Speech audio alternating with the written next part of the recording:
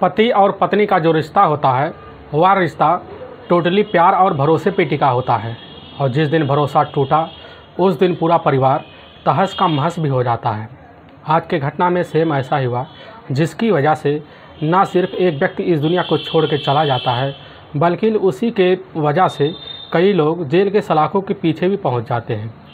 आज की घटना की आप पूरी सच्चाई जानने के लिए इस वीडियो को आप लास्ट तक ज़रूर देखिएगा। नमस्कार दोस्तों, मैं प्रदीप कुमार आपको इस टेढ़ी बात चैनल पर मैं स्वागत करता हूं।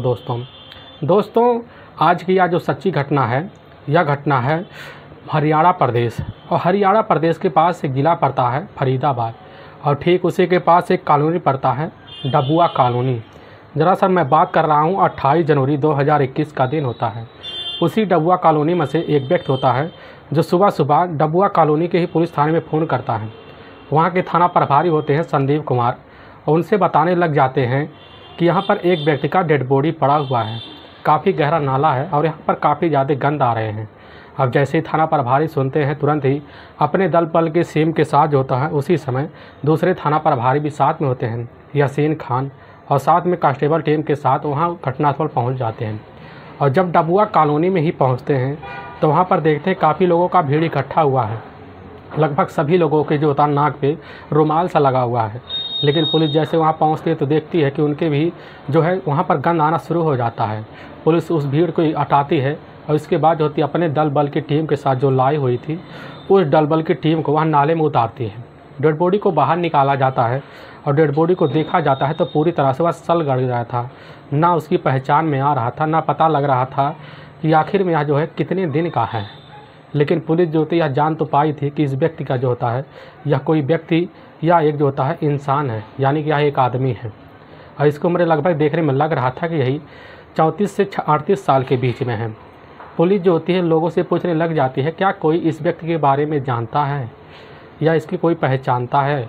लेकिन वहाँ के जितने व्यक्ति खड़े थे सब उस व्यक्ति को पहचानने से मना कर देते हैं। कोई भी व्यक्ति नहीं जान पाता कि आखिर यह व्यक्ति आया कहाँ से। और इसी बिना पर वहाँ पर तुरंत ही थाना प्रभारी संदीप कुमार इस डेड बॉडी का जो होता है पंचनामा करते हैं। पंचनामा करने के बाद उसी समय जो होता है फरीदाबाद के ही बी के वह जो होता है सरकारी अस्पताल में रखवा देते हैं। और इस केस की छानबीन करने के धारा 302 और 201 के तहत जो होता है अज्ञात लोगों के विरुद्ध मुकदमा दर्ज कर लेते हैं और उस केस की छानबीन करना शुरू कर देते हैं। और अपनी टीम वह जो होता है काफ़ी लंबी गठित करते हैं। उनकी टीम में जो होते हैं संदीप थाना प्रभारी तो होते हैं, साथ में कांस्टेबल पवन होते हैं और साथ में हेड कांस्टेबल होते हैं कुलदीप सिंह। उनकी टीम जब शामिल हो जाती है इस कार्य को करने लगती है तो इस जो होता है सबसे पहले जो होता है पुलिस के सामने यह चैलेंज बन चुका होता है कि आखिर यह डेड बॉडी आया कहाँ से, यह व्यक्ति है कौन। इसीलिए पुलिस इस केस की छानबीन करने के लिए सबसे पहले जो होता है आस पड़ोस जितने भी थाने थे सब थाने में वह फ़ोटो जो खींचा हुआ था उस फ़ोटो को भेज देती है ताकि कहीं से कोई सुराग पता लग सके। लेकिन पुलिस का वक्त जो होता है निकल जाता है, उसके व्यक्ति के बारे में कोई अता पता नहीं चलता है। कुछ वक्त और ऐसा बीत जाता है, तभी एक खबरी होता है। वह खबरी जो होता है उसी कॉलोनी का रहने वाला होता है, यानी कि डबुआ कॉलोनी का। लेकिन उसको पता चलता है इसी सैनिक कॉलोनी का रहने वाला एक व्यक्ति है जिसका नाम होता है दिनेश धवन, जिसकी उम्र लगभग वही 34 से 38 साल के बीच है। वह लगभग आज से 20 दिन पहले से ही वह अपना घर छोड़ के चला गया है। लेकिन जब उसके घर वाले फ़ोन मिलाते हैं तो उसका मोबाइल नंबर जो होता है स्विच ऑफ बताने लगता है। अब जैसे ही संदीप जो होते हैं वहाँ थाना प्रभारी उनके कानों में खबर पहुँचती है, वह अपने टीम को भेजते हैं और पुलिस जो होती है दिनेश धवन के घर पहुँचते हैं तो उसके घर पे ही दौर पे बैठी होती है उसकी ही पत्नी अन्नू, जिसकी उम्र होती है लगभग वह 28 से 29 साल के बीच। और उसी के साथ उसका एक और पड़ोसी बैठा होता है, वह हरजीत होता है, इसकी उम्र होती है 35 से 36 साल के बीच। पुलिस जैसे वह फ़ोटो लेकर पहुंचती है तो अन्नू को दिखाने लगती है, तो अन्नू होती है वह तुरंत ही इस फ़ोटो को देखकर मना कर देती है। साथ में वह जो व्यक्ति होता है वह भी इस फ़ोटो को देख के मना कर देता है। पुलिस जो होती है तुरंत अपना जो होता है फ़ोटो दिखाकर वापस आ जाती है। और इस केस को और छानबीन करने के लिए जो होता है सबसे पहले पुलिस जो है सोचने लग जाती है कि आखिर इस व्यक्ति का हमें पता कैसे लगेगा। और यह व्यक्ति जो होता है इस शनाख्त करने के लिए पुलिस के सामने एक कड़ा चैलेंज भी बन रहा होता है। इसीलिए पुलिस जो होता है मुखबिरों को यह बता देती है कि इस फ़ोटो को ले जाकर सबसे पहले जो होता है चौक चौराहे पर चस्पा करवा दो और लोगों को सूचना दे दो और ज़िले में सूचना दे दो। इसी तरह जो होता है इस चीज़ का जानकारी होता है कई थानों कई ज़िलों में पहुंच जाता है, पेपरों में भी छप जाता है। तभी जो होता है 29 जनवरी 2021 का दिन होता है और उसी समय लगभग दोपहर का टाइम होता है और उसी थाने में एक महिला दाखिल होती है। वह महिला अपना नाम बताते हुए कहने लग जाती है कि साहब हमारा नाम है दीपा। और वह उसी समय खड़ी हो जाती है।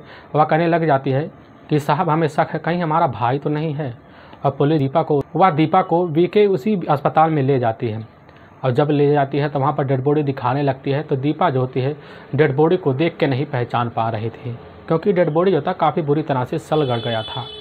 लेकिन वह दीपा जब काफ़ी ध्यान से देखती है तो उसके दाहिने हाथ में एक ब्रेसलेट था और उस ब्रेसलेट को जैसे ही वह ध्यान से देखती है तो पता लगता है उस पर तो दीपक धवन लिखा हुआ है। और वह पहचान लेती है कि हमने अपने भाई को यह राखी के तौर पर इसको बांधा हुआ था। दीपा को पूरा विश्वास हो गया था कि हमारा भाई है, लेकिन इसका और शिनाख्त करने के लिए दीपा जो होती है वह उसी समय दिनेश के ही काफ़ी दोस्तों को बुला लेती है। उसके दोस्त भी उसको पहचान भी लेते हैं यह तो कौन है। जब पुलिस को पूरा तरह विश्वास हो जाता है तो पुलिस सोचने लग जाती है कि आखिर में दिनेश धवन की जो पत्नी होती है वह पत्नी अन्नू इस चीज़ को अपने मानने से इनकार क्यों कर दिया। और इसी तरह पुलिस काफ़ी चिंता में हो जाती है। चिंता के होने की वजह से वह उसी समय पुलिस जो होती है दीपा से पूछने लग जाती है क्या तुम्हारे घर में कोई रंजिश था जिसकी वजह से इसके साथ कोई ऐसा कर सकता है। दीपा कहने लग जाती है कि साहब हाँ, हमारे ही भाभी जो होती है अन्नू और हमारे भैया जो होते हैं दिनेश, इनके बीच आए दिन कई बार झगड़े तकरार हुए थे। पुलिस का जो विश्वास था वह जाकर तुरंत ही अब उसी समय जो होती है दिनेश की जो पत्नी होती है अन्नू पर जा टिकता है। और पुलिस का इसलिए विश्वास होने की वजह से दीपा से ही वह अन्नू की मोबाइल नंबर लेती है। और जब उसका मोबाइल नंबर लेती है तो पता चलता है उसका ये कोई अपना करीबी है जो काफ़ी उससे कई दिनों से बात करता है और घटना वाले दिन भी उससे कई बार बात हुआ था। वह होता है हरदीप। और जैसे पुलिस जानती है तो उनके बारे में पता करती है तो आस पड़ोस लोगों से पता चल जाता है कि इन दोनों में प्रेम प्रसंग चल रहा है, हो सकता है इसीलिए हुआ है। और पुलिस जाती है जब सबूत जुटाती है और उस तो टोटली जो भरोसा होता है वह जाकर तुरंत का तुरंत जो होता है उसी या दिनेश की जो बहन होती है दीपा पर टिक जाता है। इसी की वजह से पुलिस जाती है तुरंत अन्नू से पूछताछ करने के लिए। जब अन्नू से पूछताछ करने लगती है पुलिस तो अन्नू कहने लग जाती है कि साहब हमारे जो पति हैं दिनेश धवन वह ठीक आज से 20 दिन पहले ही वह बोल के हमसे फरीदाबाद गए थे कि उनकी नौकरी लग गई है। विश्वास तो पुलिस कर लेती है लेकिन पूरी तरह से विश्वास नहीं करती है। अब पुलिस जो होती है वह अन्नू से बोल देती है एक बार तुम जो है दिनेश का मोबाइल नंबर दे दो। उसका मोबाइल नंबर पुलिस ले लेती है तो उसका जब लोकेशन निकालती है पता चलता है उसका जो लोकेशन होता है 20 दिन से इसी फरीदाबाद के ही इलाके में दिखा रहे हैं, जिस वजह से अब पुलिस को पूरा विश्वास हो गया था कि अन्नू इसमें झूठ बोल रही है। पुलिस तुरंत का तुरंत अन्नू को अपने कस्टडी में लेती है। जब कस्टडी में लेती है तो उसी समय उसको जो होता है यानी कि वह दिन पड़ता है 4 फरवरी 2021 का दिन होता है। उसी समय अन्नू को थाने ले आती है। साथ में उसका जो अपना प्रेमी होता है आशिक होता है हरदीप को भी पुलिस अपने थाने ले आती है। और जब थाने ले आती है तो उसी समय दोनों के सामने वह लोकेशन और कॉल डिटेल निकाल के जब रखती है तो हरदीप अन्नू पुलिस के सामने जो होता है तुरंत का तुरंत टूट जाते हैं और अपना जुल्म कबूल भी कर लेते हैं। अन्नू जो होता है अन्नू और वह जो होते हैं दिनेश धवन दोनों की शादी ठीक आज से लगभग 10 साल पहले हुआ था। दोनों को ज़िंदगी काफ़ी अच्छे से था और जो होती अन्नू देखने में उस समय काफ़ी खूबसूरत भी थी। और जो होता है दिनेश धवन अपने ही इलाके में जो कि एक प्रॉपर्टी डीलर का काम करता है और कुछ ही दूरी पर वह उसका दुकान भी था। अपनी दुकान पे काफ़ी ज़्यादा व्यस्त भी रहता है और इसी वजह से वहाँ काफ़ी लोगों का बड़े लोगों का उठना बैठना होता था। और इस वजह से वह जो होता है दिनेश धवन जब उठने बैठने लगता है तो उनके साथ जो होता है काफ़ी अच्छे से डीलिंग भी करता है।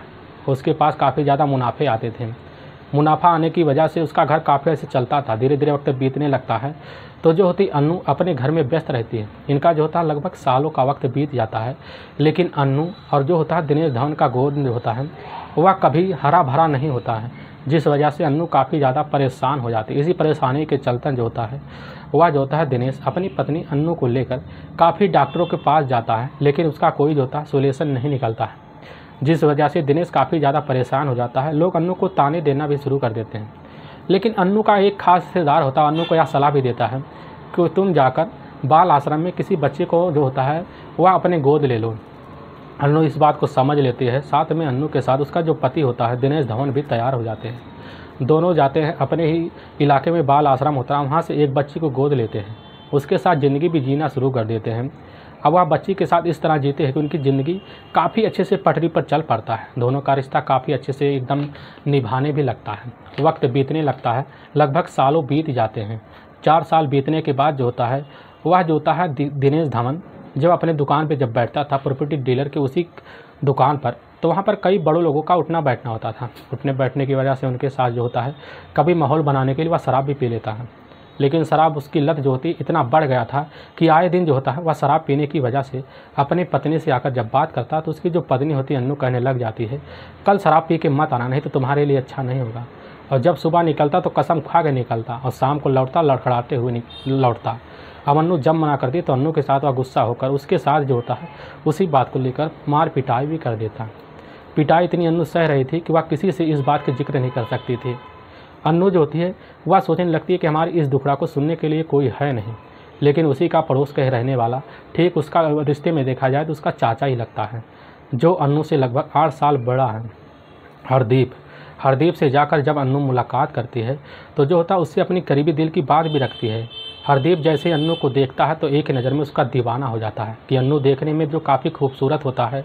और उसका जो पति होता है धवन, ज़्यादातर वह घर पे नहीं रहता, वह ज़्यादातर अपने काम में बिजी रहता और मौका भी पा जाता है हरदीप जब मौका पा जाता है उससे मिलने के लिए, तो हरदीप जो होता है हर दुखड़ा उसका जो होती है अन्नू का सुन भी लेता है और उसकी दुखड़ों को दूर करने के लिए वह कुछ भी करने के लिए भी तैयार हो जाता है।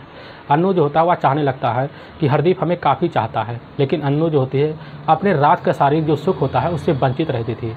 उससे दूर करने के लिए अन्नू की नज़र में वह हरदीप गड़ जाता है, जिसकी वजह से हरदीप और अन्नू के बीच जो होता है प्रेम प्रसंग चालू हो जाते हैं। प्रेम प्रसंग का सिलसिला यूँ नहीं थमता, इनके बीच जो होता है मौका देख कर ही दिन में ही संबंध बन जाता है।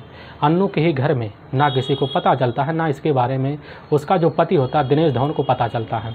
लेकिन वक्त इनके बीच ऐसे ही बीतता चला जाता है। इनके बीच होता है लगभग 1.5 साल का यूँ ही संबंध बनता है, लेकिन किसी को नहीं पता चलता। आस पड़ोस के जो लोग होते हैं वह इस बात की चर्चा करते हैं अन्नू और उसका जो चाचा होता है हरदीप के बीच कुछ ना कुछ खिचड़ी पक रहा है। अब इसकी जैसे ही भनकबाज होता है उसी समय दिनेश धवन को लगता है, दिनेश धवन जो होता है अपनी पत्नी अन्नू को आकर बोलने लगता है कि मैं जो सुन रहा हूँ क्या यह सही है। अन्नू कहने लग जाती है नहीं सही, या जो लोग कह रहे हैं या हमारा चाचा का रिश्ता हमारा काफ़ी खास है, क्योंकि चाचा होने के नाते हमारे घर आ जाते, कभी कभी हमारा मदद कर देते हैं। दिनेश धवन कहने लग जाता ठीक है, आज के बाद तुम अपने चाचा जो होते हैं हरदीप को अपने घर मत बुलाना, अगर बुलाओगे तुम्हारे लिए अच्छा नहीं होगा। अब अपना काम तुम खुद कर लिया करो, तुम्हें किसी का सहारा लेने की क्या ज़रूरत है। अन्नू जो होती है वह भी समझ जाती है कि हमारा जो पति कह रहा है या काफ़ी ठीक कह रहा है, अगर इस बात को हम आगे बढ़ाएंगे तो काफ़ी दिक्कत हो जाएगा। लेकिन अन्नू जानती थी कि इस बात में आखिर क्या है, क्या फ़ायदा हो सकता है। अन्नू जो होती है धवन की बात तो मान लेती है। कुछ वक्त बीत जाता है, महीनों बीत जाता है, और लेकिन फिर इनके बीच वही रिश्ता शुरू हो जाता है, क्योंकि वह दिनेश धवन जो होता है अपने काम में इतना व्यस्त रहता है कि घर पर ध्यान नहीं देता। इनका जब मौका होता है तो अपने घर में संबंध बना देते हैं। और घटना से ठीक आज लगभग 1.5 साल पहले ही दिनेश धवन का मुलाकात जो होता है उसका ही करीब का रहने वाला उसका दोस्त होता है नितिन पंडित, जिसकी उम्र दिनेश से लगभग 10 साल छोटा होता है। नितिन और दिनेश का जो होता है काफ़ी अच्छे से यारी दोस्ती हो गया था। नितिन जो होता है बल्लभगढ़ के इलाके में एक जो होता है केमिकल फैक्ट्री में भी काम करता था। इनका पहले इसी तरह जमता भी था। नितिन और साथ में जो होता है दिनेश, दोनों की इतनी दोस्ती हो गई थी, दोनों एक साथ बैठकर माहौल बनाकर एक साथ शराब भी पीते थे। शराब पीने की वजह से दोस्ती जो होता है ऐसे बढ़ता चला गया। दिनेश जो होता है नितिन को भी कभी अपने घर लेकर आता, और इसी को वजह से जो होता है नितिन इतना मन परका पा गया कि वह दिनेश के घर जाने के लिए हर बहाना भी ढूंढता है, क्योंकि वह जो होता है दिनेश की जो पत्नी होती है अन्नू को देखकर वह नितिन भी एक नज़र में जब देखता है तो उसका दीवाना भी हो जाता है, इसीलिए वह अन्नू को चाहने भी लगता है। अन्नू के पास जब आता तो अन्नू को अपनी भाभी कह के बुलाता था। अब इस वजह से उसका भाभी और देवर का रिश्ता जब अन्नू से हो जाता है नितिन का, और इन दोनों के बीच जितना हंसी मजाक होते हैं, इस हंसी मजाक के बारे में दिनेश को कभी नहीं पता चलता। धीरे धीरे का मजाक का रिश्ता आता है काफ़ी हद तक बढ़ जाता है, और ना जाने कब इनके बीच जो होता है देवर भाभी के रिश्ते में संबंध भी बन जाता है। संबंध का सिलसिला यूँ चलने लगता है। वक्त गुजर जाता है, लगभग 1 साल का पूरा वक्त गुजर जाता है। घटना से ठीक होता है 2 महीने पहले ही पूरे शहर में एकदम तबाही तबाही मच जाती है, क्योंकि पूरा जो होता है शहर वह एक कोरोना की लहर की वजह से डूब गया था। अब जिस वजह से दिनेश धवन का जो काम होता है प्रॉपर्टी का डीलिंग का काम पूरी तरह से ठप बंद हो गया था। दिनेश धवन अपने ही घर पे वह दिन भर रहने लगता था, जिसकी वजह से नितिन पंडित जो होता है उसके घर जब आता तो वह मिलजुल कर भी वह अन्नू के साथ घर में नहीं संबंध बना पाता। काफ़ी उदास होता परेशान हो गया था। इसी परेशानी को दूर करने के लिए जो होता है जब जो होता है नितिन पंडित अन्नू के से फ़ोन पे बात करता, उससे कहता कि आखिर हमारी परेशानी कब दूर होगा, तो वह जो होती है उसी समय अन्नू कह देती है कि तुम्हारी परेशानी तब दूर होगा जब हमारे पति जो होता है दिनेश धवन को इस दुनिया से हटा दोगे, और हटाने के बाद हम तुम्हारे साथ शादी करेंगे और तुम्हारे साथ अपनी ज़िंदगी बिताएंगे। अब जो होती है उसी समय अन्नू भी पूरी इस प्लान को वह जब बताती है तो वह जो होता है नितिन पंडित भी तैयार हो जाता है। साथ में जो होती है अन्नू का पुराना प्रेमी जो होता है हरजीत उर्फ है हरदीप, वह मिलकर दोनों जो होते हैं उसी समय इस घटना को अंजाम देने के लिए तैयार हो जाते हैं। लेकिन जो होता है नितिन पंडित का एक अपना खासा अच्छा दोस्त होता है, वह होता है बिसड़ू। बिसड़ू ही साथ जाकर उसके जब मिल जाता है, यानी कि तीनों मिलकर इस घटना को अंजाम देने के लिए तैयार हो जाते हैं। तभी 11 जनवरी 2021 का वक्त होता है, शाम का टाइम होने वाला होता है। उसी समय अन्नू जो होता है, अन्नू नितिन पंडित को फ़ोन करके बता देती है कि तुम लोग आ जाओ इसी समय, क्योंकि वह ऑफिस दिनेश निकल गया है। इस बात को सुनकर वह उसी समय जो होता है नितिन और साथ में बिसड़ू और उसका पुराना आशिक जो होता है हरजीत भी तीनों मिलकर उसके घर में ही छुप जाते हैं कहीं ना कहीं। लेकिन जब शाम को वह आता है, काफ़ी लड़खड़ाए हुई अवस्था में आता है दिनेश। काफ़ी शराब के जो होता है इतनी लत चुकी थी पहले से उसको कि वह समझ नहीं पाता। इसी वजह से जल्दीबाजी में आकर बिना खाए पिए सो गया था। जैसी रात का माहौल हो जाता, रात के माहौल में अन्नू जो होती है हरजीत को इशारा कर देते हैं। इशारा करने के बाद हरजीत साथ में बिसड़ू और साथ में नितिन पंडित तीनों मिलकर जाकर उसका वहीं पर गला दबाकर हत्या कर देते हैं। हत्या करने के बाद उसकी जो बॉडी होती है, बॉडी ले जाकर एक पॉलीथीन में पैक करते हैं। पैक करने के बाद बाथरूम में डाल देते हैं। लगभग 4 दिन का वक्त बीत जाता है, लेकिन लाश ठिकाने का कहीं इनको जो होता जगह नहीं दिखाई देता। इसी तरह काफ़ी ज़्यादा परेशान हो जाते हैं और इसी परेशानी के चलते जो होता है वह सुबह सुबह का इंतज़ार करते हैं।